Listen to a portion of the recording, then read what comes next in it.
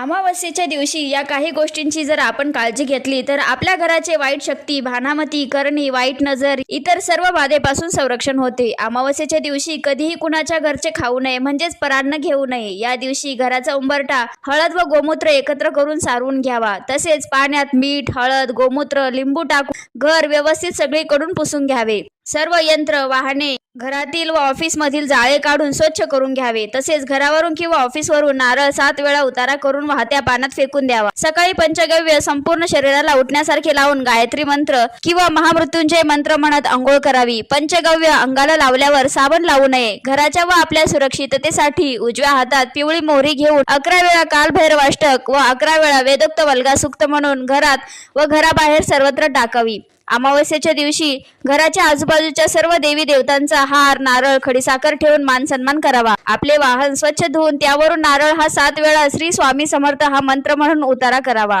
उतारा करताना वाहन हे जागेवर चालू ठेवावे व नारळ जमिनीवर फोडून हातपाय धुवून महाराजांना मुजरा करावा. तसेच पांढऱ्या मोहऱ्यावर वल्गा सुक्त 11 वेळा बोलून त्या पिवळ्या कपड्याच्या पिशवीत ठेवून पिवळ्या धाग्याने शिवून गाडीच्या इंजिनच्या आत तारेने अडकवून ठेवावे व वाहनास केसारी बांधावी.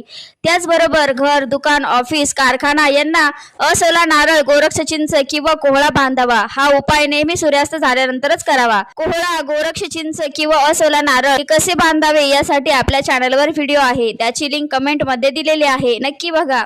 श्री स्वामी समर्थ.